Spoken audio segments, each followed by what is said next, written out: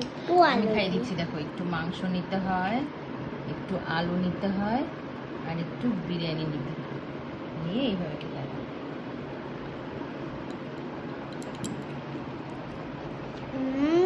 দারুণ। Hello everyone, সবাই কেমন আছো? আজকে তোমাদের সাথে শেয়ার করব বিরিয়ানি। বিরিয়ানি তো তোমরা সবাই খেয়েছো, সবাই মোটামুটি তৈরিও করতে পারো। তবে আজকে তোমাদের সাথে একদম সহজ পদ্ধতিতে কিভাবে সব থেকে বেশি টেস্টি বিরিয়ানি করবে সেটাই কিন্তু শেয়ার করব। তো দেরি না করে চলো শুরু করা যাক। প্রথমেই আমি কিছুটা চিকেন নিয়েছি, যেটা বেশিরভাগটা আমি লেগ পিস রেখেছি, যেটা যে কোনো পিস দিয়েই করা যেতে পারে, একটু বড় বড় পিসগুলো হলে ভালো হয়।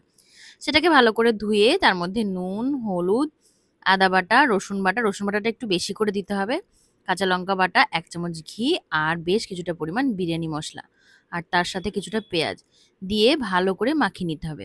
আর তার মধ্যে দিতে হবে ফ্লেভারের জন্য গোলাপ জল, কেওড়া জল। এই দুটোই কিন্তু এর মধ্যে মিশিয়ে দিতে হবে। এরমভাবে ম্যারিনেট করে রাখলে কিন্তু বিরিয়ানি চিকেনের মধ্যে থেকেও খুব সুন্দর ফ্লেভারটা আসে। এইভাবে ম্যারিনেট করার পর ১ ঘন্টা তো রাখতেই হবে। তাছাড়াও ওভারনাইটও কিন্তু এইভাবে ম্যারিনেট করে রেখে দিতে পারো, তাহলেও কিন্তু বেশ ভালো হয়। এবার আমি এখানে বিরিয়ানির জন্য বেশ কিছুটা পরিমাণ বেরেস্তা করে নিচ্ছি, যেটা কিন্তু বিরিয়ানির জন্য ভীষণই ইম্পর্টেন্ট। এই বেরেস্তাটা বিরিয়ানিতে দিতেই হবে। আর এদিকে আমি বসিয়ে দিয়েছি বিরিয়ানির চাল। অনেকটা পরিমাণে বিরিয়ানি হবে, তাই তোমরা দেখতেই পাচ্ছ অনেকটা পরিমাণ কিন্তু আমি এখানে ভাতটা করে নিলাম। আর তার মধ্যেই দেখো আমি ভাতের মধ্যে দিয়ে দিলাম গরম মসলা, ১ চামচ ঘি, আর ওই কেওড়া জল, গোলাপ জলও কিন্তু এই বিরিয়ানির চালের মধ্যে একটু একটু করে দিয়ে দিলাম। তাহলে কিন্তু পুরো ভাতের সাথে একদম ভালো করে ফ্লেভারটা মিশে থাকবে। আর তার মধ্যে দিয়ে দিলাম পরিমাণ মতো নুন। এবার আমার ভাতটা হয়ে এসেছে। 80% ভাতটা করে আমি কিন্তু এটা নামিয়ে নেব। আর এদিকে দেখো বেরেস্তাটাও হয়ে গেছে। বেরেস্তাটা কিন্তু আমি একদম কড়া করে ভাজি না।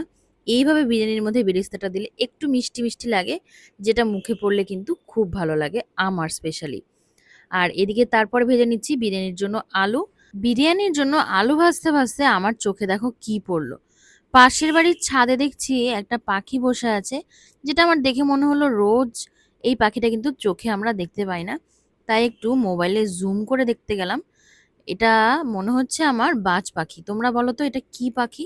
এটা কিন্তু সচরাচর কারোর বাড়িতে বা এমনি এরকম ছাদে বসে থাকতে দেখা যায় না।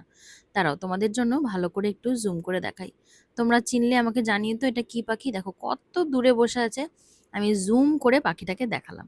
তো যাই হোক, যা পাখি আছে পাশের বাড়ির ছাদে আছে। এদিকে আমি বিরিয়ানির আলু ভাজাতে মন দিই। তো এখানে আমি দিয়ে দিলাম একটু হলুদ, লঙ্কার গুঁড়ো এই আলু ভাজার মধ্যে। আলুটাও কিন্তু পুরো ভাজবো না, 80% এটা কুক হয়ে গেলে আলুটাও কিন্তু আমি নামিয়ে নেব। এভাবেই আমি বিরিয়ানি তৈরি করার আগে বিরিয়ানিতে যা যা লাগবে সেগুলো কিন্তু সমস্ত কিছু রেডি করে নিয়েছি। তারপর আমি এবার বিরিয়ানির চিকেনটা করে নেব। এটা একটু প্রেসার কুকারে করছি, তাতে চিকেনটা নরমও হবে আর তাড়াতাড়িও হয়ে যাবে।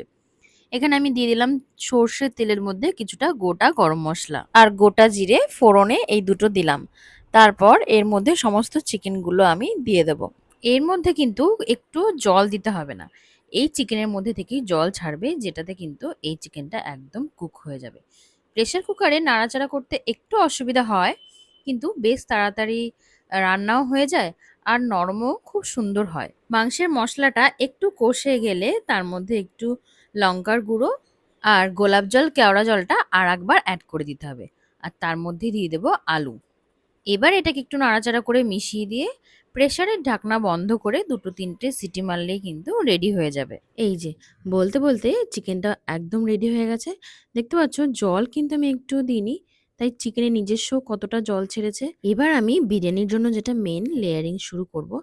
তার আগে বিরিয়ানির লেয়ারের মধ্যে তো আমরা সবসময় দুধের মধ্যে কেশরটা দিই। তো এটা আমি আরেকটা ট্রিক, যেটা দুধ না ছাড়াও এরকমভাবেও কিন্তু করা যায়। মাংসের যে গ্রেভিটা থাকে সেই গ্রেভিটা নিয়ে নিলাম, তার মধ্যেই দিয়ে দিলাম কেশর আর মিঠা আতর আর একটু সামান্য পরিমাণ ফুড কালার। কেশরের কালারটা চলে আসে, তবে এটা দিলে আরেকটু ভালো হয়। তাই একটু ফুড কালার দিয়ে দিলাম।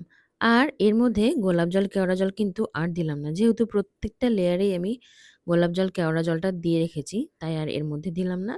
এতে করে কিন্তু যে উগ্র মানে স্মেলটা তোমাদের নাকে আসবে না, অথচ পুরো সবকিছুর মধ্যে কিন্তু বিরিয়ানির স্মেলটা একদম ভরপুর ঢুকে থাকবে। তো প্রথমে আমি পুরোটা পরিমাণ চিকেন, আলু যা ছিল সেটা আমি একটা বড় হাঁড়িতে ট্রান্সফার করে নিলাম।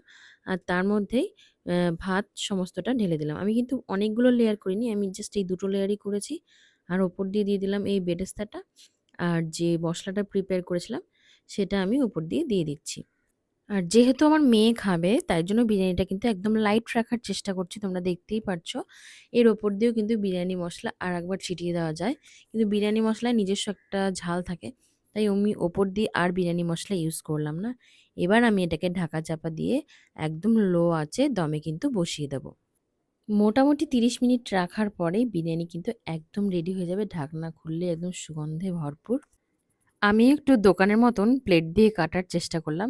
যেহেতু অনেক বড় জায়গায় বিরিয়ানিটা অনেকটা, তো হাতা দিয়ে তুললে এটা নষ্ট হয়ে যেতে পারে। তাই আমি ১ম এ প্লেট দিয়ে তুলে একটা ছোট জায়গায় ট্রান্সফার করে নেব কিছুটা। তারপর সেখান থেকে একটা হাতা দিয়ে আমি প্লেটে দিতে পারবো। বিলিভ মি, এর থেকে টেস্টি বিরিয়ানি কিন্তু আর হয় না। আমি জানি না দেখে তোমরা কতটা বুঝতে পারছো। আর বিরিয়ানিটা কিন্তু আমি একদম লাইট রাখারই চেষ্টা করেছি। মেয়ের আবদারে আজকে বিরিয়ানিটা হয়েছিল, তাই ওর জন্যই ১ম এ প্লেটে বেড়ে দিলাম। এবার দেখা যাক ও খেয়ে কি বলে। একটু দেখি। দারুণ হয়েছে বিরিয়ানিটা। মাংসটা একটু দেখি। মাংসটা দেখো কি দেখতে।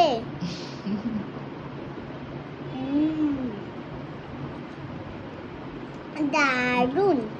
একটু আলু দিয়ে খাও। তো ভিডিওটি তোমাদের কেমন লাগলো জানিও। আর এইরকম আরও ভিডিও দেখতে হলে আমার চ্যানেলটিকে একটা সাবস্ক্রাইব করে দিও। আর যদি ভালো লাগে তাহলে একটা লাইক করে দিও, কমেন্ট করে দিও। টাটা বাই, দেখা হচ্ছে অন্য কোনো ভিডিওতে। ততক্ষণের জন্য সবাই ভালো থেকো। Thank you for watching.